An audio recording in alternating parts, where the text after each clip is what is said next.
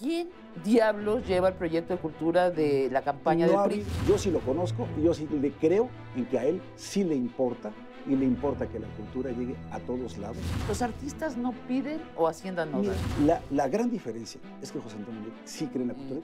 Yo no me percaté que hubiera hecho algo en pro de la cultura.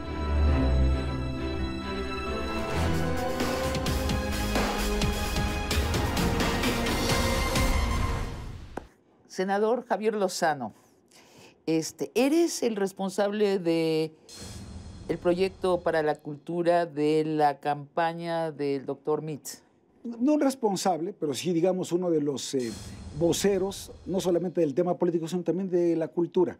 Y eso me da mucho gusto porque a mí, además de mi actividad como tal, además de ser abogado, además de estar en el equipo ahorita de José Antonio Meade, y pues soy senador de la República y soy presidente de la Comisión de Cultura del Senado. Ya eres concertista de piano. Y además le doy al piano. ¿Es cierto que tenías un piano cuando eras secretario de Trabajo? ¿Tenías un piano allí? No es cierto. No es cierto, pero ganas no me faltaban, porque además es una manera de relajarse. Eres un aficionado a la ópera, sí, serio, un aficionado serio a la ópera. Es un privilegio para mí. Y como gestor de cultura, ¿qué has hecho? Bueno, mira, la verdad es que yo tengo prácticamente desde principios de los años 90 muy vinculado con el sector cultural, por una razón. Yo trabajaba en la Secretaría de Hacienda y Crédito Público y ahí tuve a mi cargo la Dirección General de Normatividad y Desarrollo Administrativo. Este nombre tan largo no es otra cosa más que tenía a mi cargo todo el tema del servicio civil de carrera, el tema de las estructuras organizacionales, los sueldos y salarios del personal, y a mí me tocó ahí conocer a Rafael Tovar, a Maraki, a Gerardo Estrada, a Tercita Franco, a todo ese grupo que estaban ya desde entonces en el sector cultural, y me tocó entonces hacer, por ejemplo, la renivelación salarial para el INBA, para el Instituto Nacional de Bellas Artes, para Antropología e Historia, porque su naturaleza jurídica como organismos descentralizados con personalidad y patrimonio propio era distinto a Conaculta, que era un mero órgano desconcentrado. Oye, pero es un desastre esta relación de la cultura con Hacienda. Primero, ya todo se convirtió en consejos donde se palomea a los artistas para que vayan a pedirle dinero a los ricos de nuestro país, que está bien, ¿eh? Es un sistema ampliamente usado en otros países capitalistas, pero es poquísimo el dinero que Hacienda le palomea a los artistas. 50 millones de pesos para todo el teatro de un país de 120 millones de habitantes. No me acuerdo la cifra del cine, pero es igual de absurda. Es bajísima. ¿Por qué? ¿Los artistas no piden o Hacienda no da? Mira, yo te voy a decir una cosa, porque desafortunadamente la cultura no está en nuestro orden de prioridades, no está en nuestras primeras prioridades como país. Y en las políticas públicas eso se está viendo reflejado. Lo que me lleva a esto. ¿Por qué vienes tú hoy a este programa? Beatriz Paredes va a un debate, Lisette Galván va a otra entrevista. ¿Quién diablos lleva el proyecto de cultura de la campaña del PRI? No ha habido un solo responsable, pero ya se puede decir, ya lo tenemos, ¿no? Ya tenemos un vicecoordinador en materia de cultura que se llama César Moeno, ¿sí? Y que, bueno, pues él ya se va a encargar como tal de coordinar todo ese trabajo.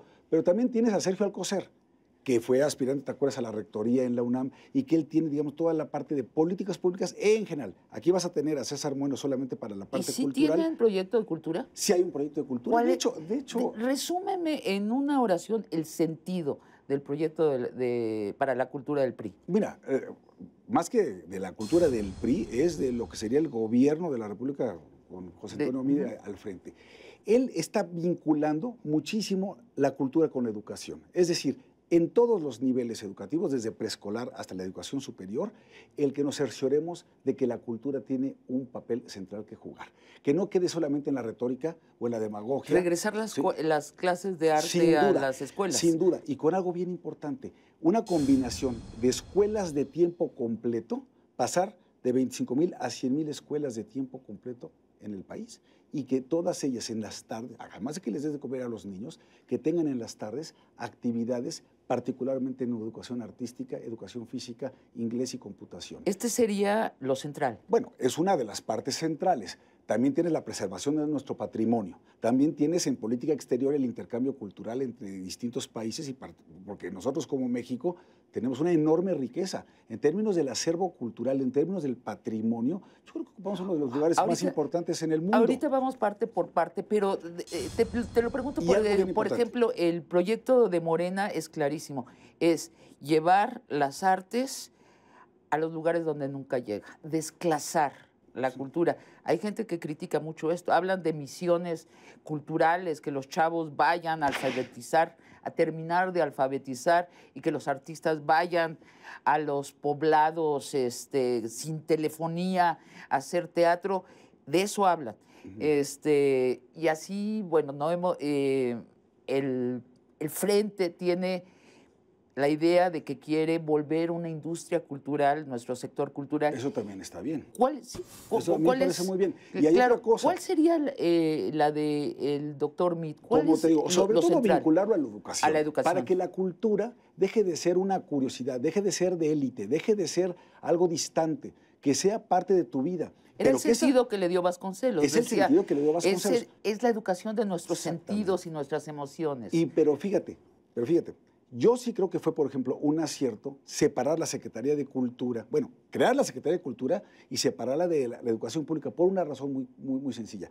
Porque el tramo de control que tiene hoy la SEP es enorme, es enorme. E incluso en la implantación de la reforma educativa, lo que estaba pasando es que el propio titular de la Secretaría no tenía el tiempo para dedicarle la atención lo dijo suficiente. Tal cual Aurelio Nuño. Tal cual lo dijo Aurelio Nuño. A mí me pareció una actitud muy honesta, tanto de Aurelio como del presidente de la República. Ahora, ¿cuál es la mala noticia?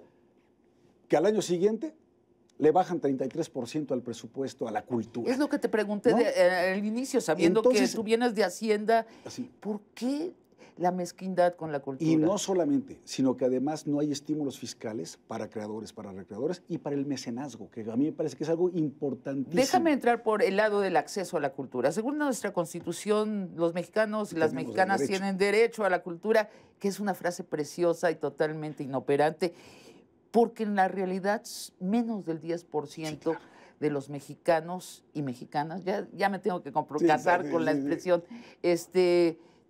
acceden realmente a la cultura según la consulta que el CONACULTA hizo hace unos 7 años. Menos del 10%. ¿Y eso? Bueno, ¿qué hay que hacer? Bueno, lo que hay que hacer es precisamente hacer. Cuando uno dice, tienes derecho a la cultura, es como cuando dicen, tienes derecho al agua potable, al saneamiento, al drenaje. Pero te tiene que llegar. Sí, claro que te tiene que llegar. Tienes derecho a la educación.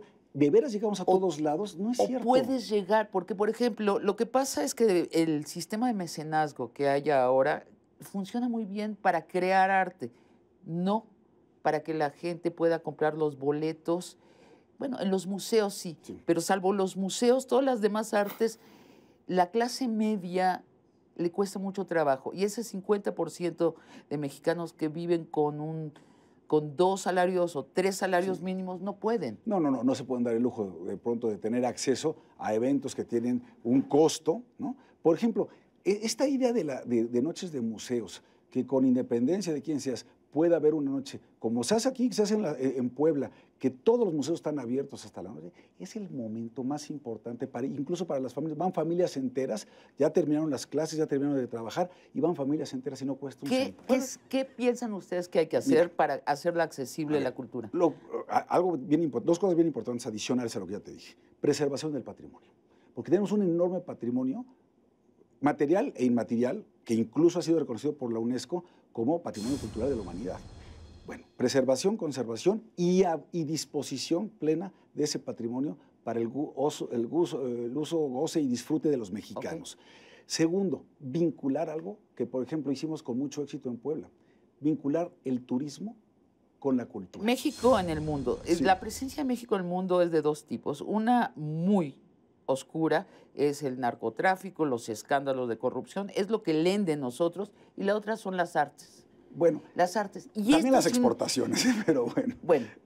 Pero lo que sale en las primeras portadas, en las portadas de los periódicos, y esto sin ayuda del Estado, ¿por qué el Estado mexicano no tiene una actitud como el francés, como el Norteamérica, como Canadá, que saben que su mejor política es la política suave de la cultura y su mejor exportación, suave, efectivamente. Y la mejor exportación posible es la cultura. Y tenemos tanto que presumir, pero mira, si alguien le entiende ese tema, es José Antonio Meade. Él como canciller, a lo que se dedicó, entre otras cosas, fue a fortalecer lazos entre México y el resto del mundo a partir, entre otras cosas, de la cultura.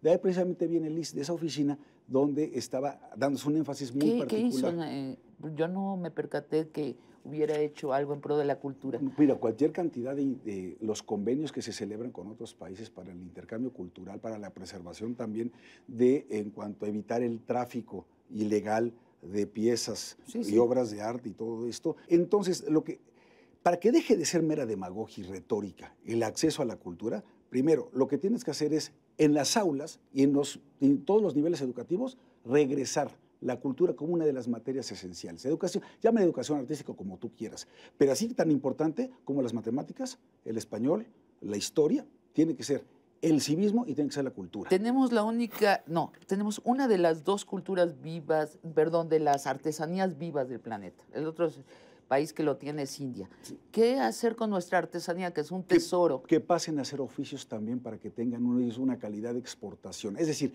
de pronto vemos a nuestros artesanos y es una desgracia porque son obras maravillosas las que hacen, auténticas obras de arte, y parece que es nada más una curiosidad. Lo que hay que hacer es promover que toda esa actividad, primero que tengan una protección lo más que se puede en términos de derechos de autor, para que no nos anden, porque pobre gente. Pero necesitan empresarios. Exacto, tienes que hacer de todo esto una industria cultural. Y segundo, idealmente ellos tendrían que ser los empresarios. Y lograr que esas cosas salgan como mercancías hacia el exterior. Como exportación. Última pregunta. Este ha sido un sexenio el que se va muy deslucido en cuanto a las artes. Es un divorcio. La gran diferencia es que José Antonio Meade sí cree en la cultura. Es más, uno de sus de 7 compromisos hizo al arrancar la campaña en Mérida. El primero fue a favor de las mujeres, así dijo, pero dentro del tema educativo dijo, y darle como nunca un impulso sin precedentes a la cultura. No hablo de educación en general, a la cultura como tal. Yo sí lo conozco y yo sí le creo en que a él sí le importa, y le importa que la cultura llegue a todos lados y darle impulso a los creadores, darle impulso a los recreadores, hacer que se invada, en el buen sentido de la palabra, de cultura. Pero también hay algo bien importante. El que quiera tener acceso a la cultura tiene también que hacer un esfuerzo intelectual por ello, porque a mí me parece que de pronto sí puedes llevar cultura, pero si cuando te dicen, oye, más de la mitad de los mexicanos reconocen no haber leído un solo libro en la vida, eso es un dato bien preocupante. Bueno, entonces, se nos acabó el tiempo, hace rato que se nos acabó. Javier, un gusto. Un placer, Sabina, mis felicitaciones como siempre. En otra ocasión hablamos de otro aspecto de la cultura, lo que han hecho en el Senado, las nuevas leyes de derecho de autor. Y la del fomento a la lectura y el libro, todo lo que está, y las que está también de zonas y monumentos pendiente, y la revisión a la Ley General de Cultura, pues que la verdad es que yo creo que nació medio floja. Sí. Gracias. Gracias a ti, Sabina.